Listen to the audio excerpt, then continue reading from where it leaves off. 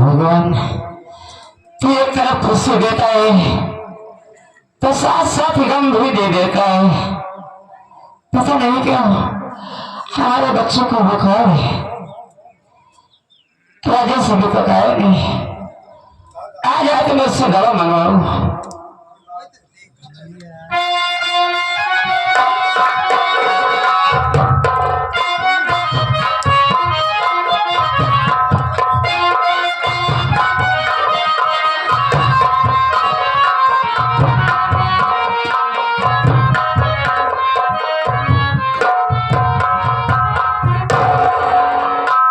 भाभी माँ, हाँ भैया, रहमान बताया कि आप माँ बन गई हैं और मैं चाचा बन गया हूँ।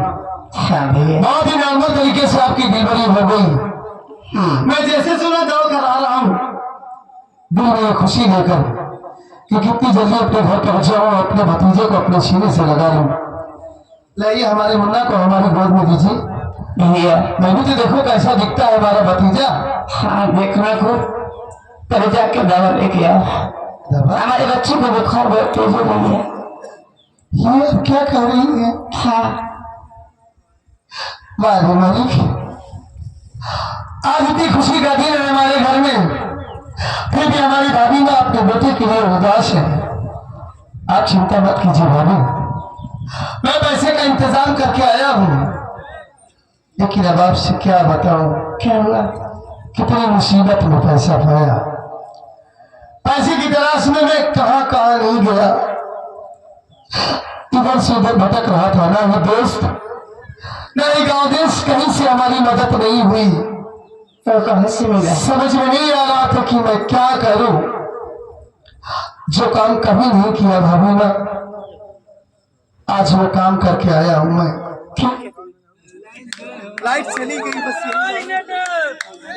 तब एक वकील साहबा से आ गई। अच्छा हाँ भाभी, वो बेचारी इतनी नेक है। हाँ मेरे हालात को देखी, मेरा नाम पता पूछी और कहने लगी कि राजेश चिंता मत करो तुम, मैं तुम्हारे भैया का केस लड़ूंगी। अच्छा और मुझे पैसा भी दी और ये भी बोली कि आज ही मैं अदालत में अर्जी की न्याय के लिए मंजूरी करती हूँ। अगर सुनवाई हो गई तो जिस दिन तुम्हारे भैया पेशी पर आएंगे, मैं तुमसे वादा करती हूँ कि तुम्हारे भैया से मिलवाने के लिए अपने साथ में निभा करके चलूंगी। और खुशी की बात तो ये है भाभी क्या? कि मालिक का कलम देखिए कि आज ही हमारे भैया कचहरी में पेशी पर आ रहे हैं। पहले मैं उन्हें के लिए दवा लेकर आऊंगा, राशन लेकर आऊंगा, उसके बाद अपने भैया से मिलने जाऊंगा। भाभी बहुत दिन हो गया है भैया को देखे हुए। भैया एक मिनट से हाँ मुझे भी अपने साथ लेकर चलो। एक बार मुझे अपने भैया से मिला दो। समझ सकता हूँ भाभी, उनको देखने के लिए हमारी आंखें तरस रही है। आप चिंता मत कीजिए। अरे बस वकील साहब से मुलाकात हो गई है ना, मैं आपको जरूर अपने साथ में लिवा करके चलता, लेकिन यहाँ से कचहरी बहुत दूर है। हाँ और मुन्ने की तबीयत खराब है। हाँ आप हमारे साथ में चलेंगी तो अगर रास्ते में तबीयत ज्यादा खराब हो गई तो हम लोग टाइम से पहुंच नहीं पाएंगे, क्योंकि वहां वक्त होता है न्याय के लिए। अगर हम लोग वक्त पर नहीं पहुंचे तो भैया से मुलाकात भी नहीं हो पाएगी। मैं आपसे वादा करता हूँ कि अगली बार जब भैया पेशी पर आएंगे ना तो मैं आपको जरूर लिवा करके चलूंगा। हाँ ठीक है। ठीक है। और आपसे ये भी वादा करता हूँ भाभी कि बहुत जल्द मैं अपने भैया को जेल से छुड़ा के इस घर में लाऊंगा। भगवान का जैसा वो भी है। ख्याल रखिए, तुरंत आ रहा हूँ। हाँ जल्दी आना, खुश रहो।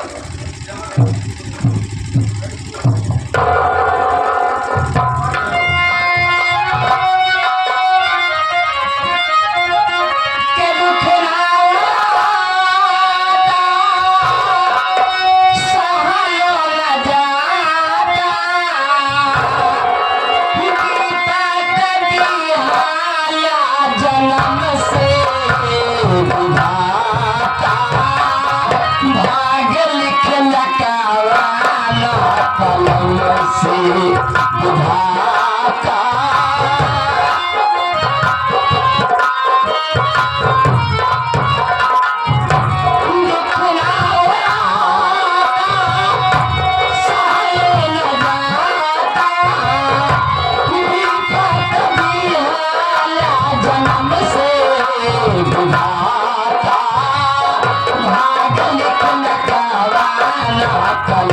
से विधाता।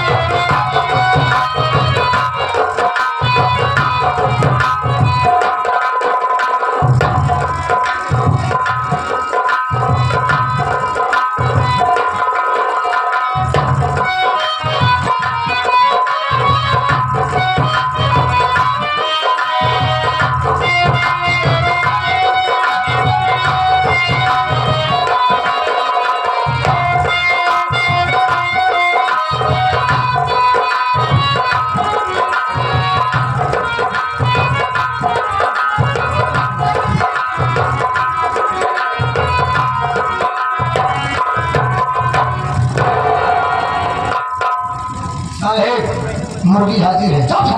मुर्गी जावे मुझे हाजिर है। हम सोचे उज्जर पहिया मुर्गी है। राम बेटा देखो मुझे रंजीत कुमार की आज कचहरी में पहली पेशी है तो और मिलाई की अर्जी भी पड़ी, लेकिन उसके घर से इससे मिलने के लिए अभी तक कोई आया नहीं, न तो इसके वकील का कोई पता। एक काम करते हैं वहीं पे थोड़ी देर बैठकर वेट कर लेते हैं, हो सकता है इसके घर से कोई आता ही हो। जी सर। ठीक है बैठ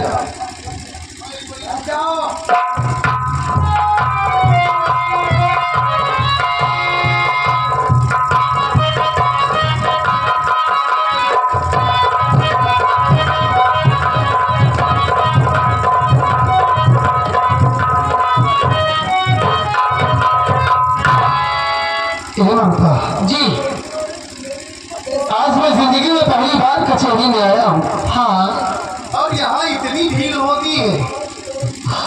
जिधर देखो वहां पर काले कोट वाले ही नजर आ रहे हैं। ऐसा लगता है कि जैसे दुनिया के सारे लोग यहीं पर रहते हो। देखो जी ये कचहरी है और कचहरी में तो भीड़ भाड़ रहती ही है और सिवाय काले कोट वाले भी रहते हैं। मुखिया ममता बोलो इस भीड़ में दूर दूर तक हमारे भैया नहीं नजर आ रहे हैं, पता नहीं वो आए हैं कि नहीं। ममता देखो जी आप भैया के बारे में चिंता मत कीजिए, कहीं नहीं दिखाई दे रहे हैं। आप थोड़ी देर वेट कीजिए, मैं पता करके आपको बताती हूँ। ठीक है ठीक है मैं इसी पेड़ के नीचे बैठा हूँ, अगर भैया आ जाए तो मुझे तुरंत बुला लेना। ठीक है ओके हाँ आइए ममता मैडम आप गुड मॉर्निंग। Good morning. कहिए मैडम।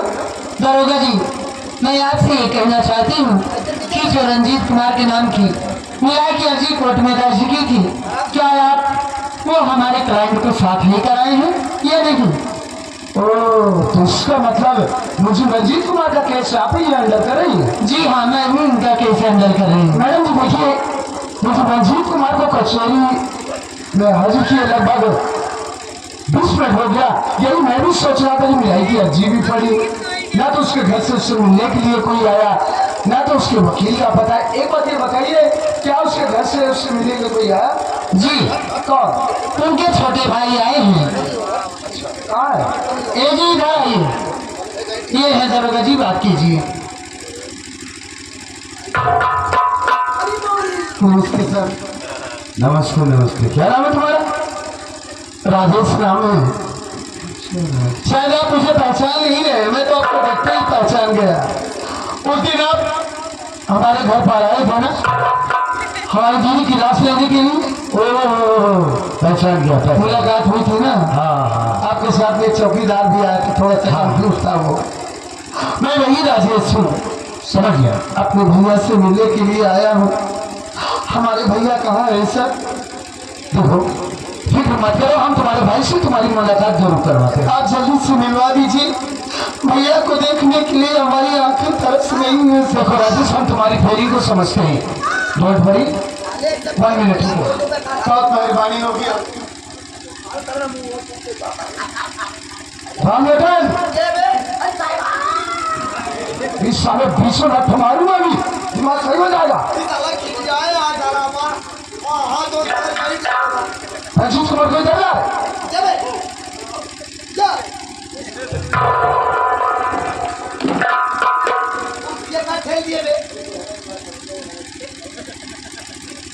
साला खाने में साले के कर साले सेहत कम नहीं है। आप साले जी सर। कौन हो जाए? रंजीत कुमार, देखो तुम्हारे घर से तुमसे मिलने के लिए तुम्हारा छोटा भाई राजेश आया। राजेश है? हाँ, कहाँ से? ये रहा राजेश, जाकर मिले। जाओ। राजेश, राजेश,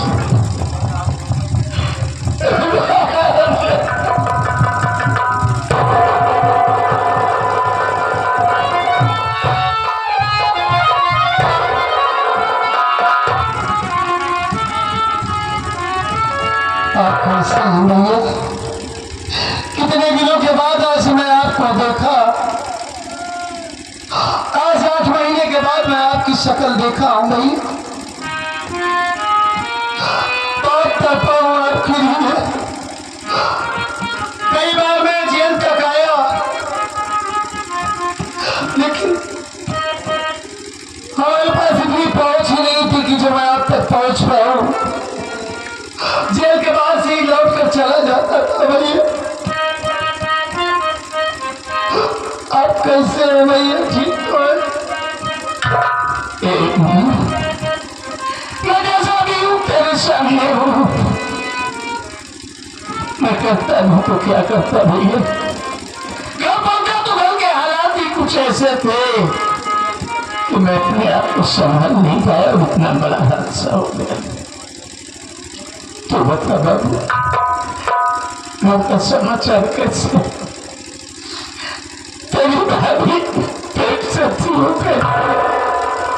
तेरी पढ़ाई कैसे चल रही है? घर का खर्च कैसे चल रहा था? क्या बताऊं भैया आपसे? आपके आने के बाद तो सब कुछ खत्म हो गया। मेरी पढ़ाई लिखाई सब बंद हो गई। ये क्या कह रहा है बाबू? घर के हालात ऐसे हो गए थे कि घर में जब एक पैसा ही नहीं रहेगा तो पढ़ाई कहाँ से करूंगा मैं। और अचानक भाभी माँ की तबीयत भी खराब हो गई। भाभी माँ दर्द से तड़प रही थी। क्या किया? आपके सामने ही वैसे भी उनकी तबीयत ठीक ठाक नहीं रहती थी। पैसे के लिए मैं परेशान था। उनकी तकलीफ मुझसे देखी नहीं गई। दोस्तों के पास गया, गांव में, बस्ती में, शहर में पैसे की तलाश किया कि कहीं ना कहीं से कुछ मुझे मदद मिल जाए। हाथ जोड़ा, विनती किया, लेकिन कहीं से हमें पैसा नहीं मिल रहा था भैया। तो क्या किया? मैं गांव गांव भीख मांगना चालू कर दिया।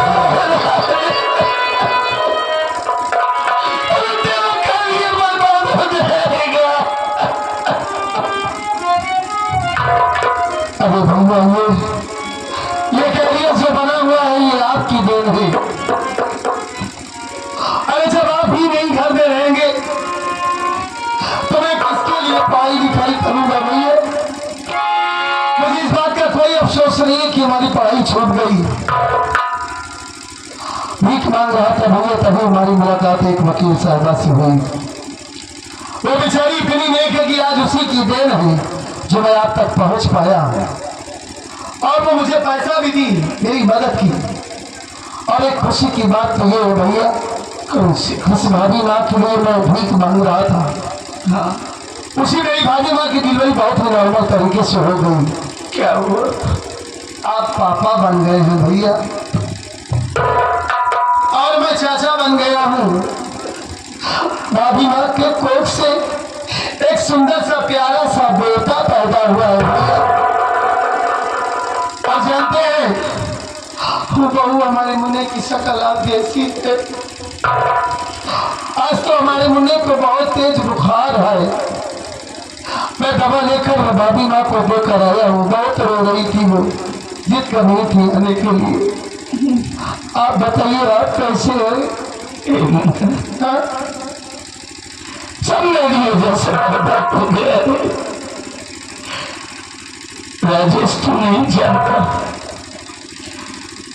इंसान जिस दिन बाप बनता है ना, उसे ऐसा लगता है जैसे उसे जमाने में दौलत मिल रही है। लेकिन मैं इतना बदनसीब और भागा बाप हूँ कि अपने बच्चे की एक झलक भी नहीं देखता। अरे नहीं भैया, अरे आप अपने आप को, अपने नसीब को क्यों तोड़ रहे हैं? आप बदनसीब नहीं है, आप नसीब वाले हैं भैया। जो आपके घर में औलाद पैदा हुई है, अरे बदनसीब तो वो होते हैं जिनके घर में कोई औलाद नहीं होती। जो बे औलाद होते हैं भैया, आपको तो खुश होना चाहिए, ऊपर वाले का शुक्रिया अदा करना चाहिए कि आपके घर में एक सुंदर सा प्यारा सा बेटा पैदा हुआ है। क्यों ऐसा बोलते हैं आप? मेरी बात सुन बाबू, बोलिए।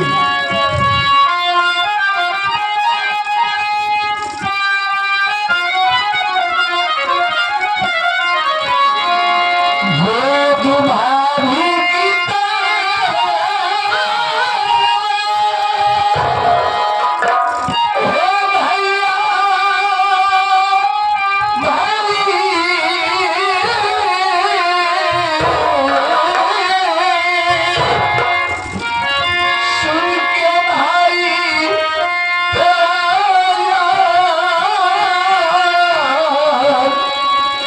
खुशहाल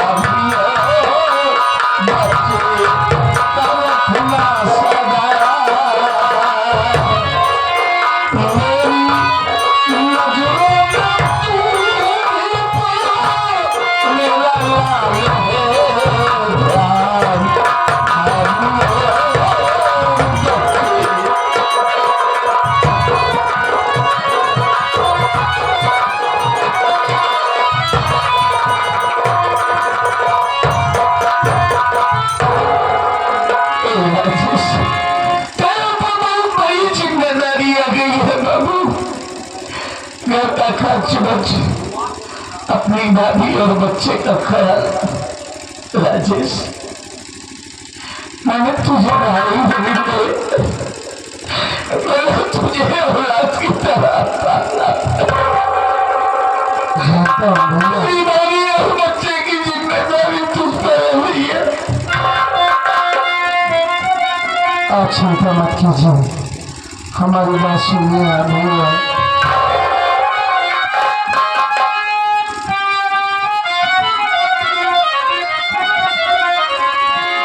दिल में चिंता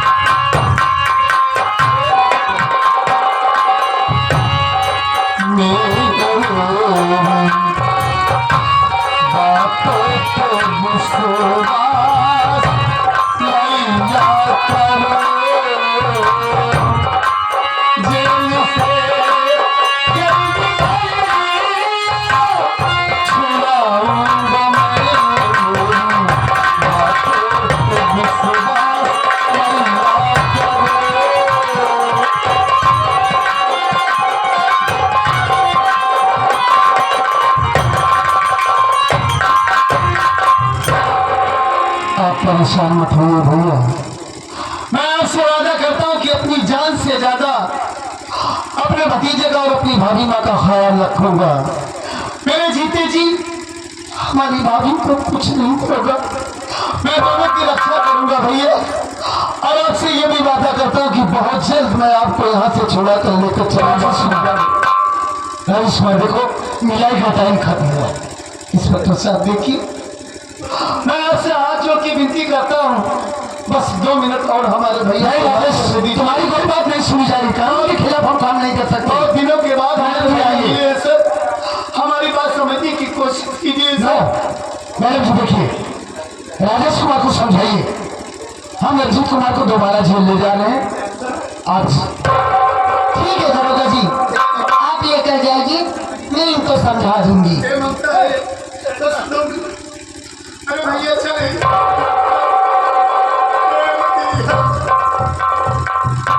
देखो जी, आप रोइए नहीं, इसलिए कि अब ज्यादा टाइम नहीं है। बस 5-6 पैसे में ही भैया को मैं जल्द से जल्द रिहा करवा लूंगी, ठीक है। और सुनो, अगर आप ऐसे रोते रहोगे तो मैं भैया के बारे में कुछ नहीं कर पाऊंगी, इतना समझ लेना।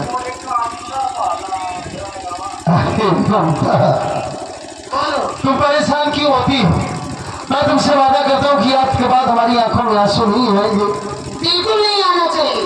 क्या करूँ ममता, हमारे भैया ने हमारे लिए सब कुछ किया है। बहुत दिनों के बाद उन्हें देखा ना तो आंसू रुके ही नहीं। परेशान मत हो, मैं तुम्हारे सामने कभी नहीं रहूंगा ममता। हाँ, लेकिन एक बात और कहना चाहती हूँ। मैं आपसे ये कहना चाहती हूँ कि अपना ड्रेस चेंज कर दो। अब तुमसे क्या बताऊं ममता, तुम जो पैसा दी थी वो पैसा दवा में और राशन में ही खर्च हो गया। और मैं भी जो पैसा कमाता हूँ घर के कामों में ही खर्च हो जाता है। मैं वादा करता हूँ कि थोड़ा बहुत पैसा कमा कर एक जोड़ा ढंग का कपड़ा ले लूंगा। बस आप ये कैसी बात कर रहे हो? जब आपकी ममता आपके साथ है तो चिंता किस बात की है? देखो, आपको इंतजाम करने की कहीं जरूरत नहीं है पैसे की। मैं हूँ, मैं आपको पैसा दे रही हूँ। आप जाना अपने लिए एक सेट कपड़ा ले लेना। और सुनिए, अगर और पैसे की जरूरत पड़ेगी तो आप सीधा मेरे घर पर चले आना, मैं आपको ढेर सारा पैसा दूंगी। अरे तो अगली बार तुमसे पैसा मांगूंगा मैं। क्यों, क्या हुआ? अरे पकड़ो, ज्यादा मुंह मत बनाइए।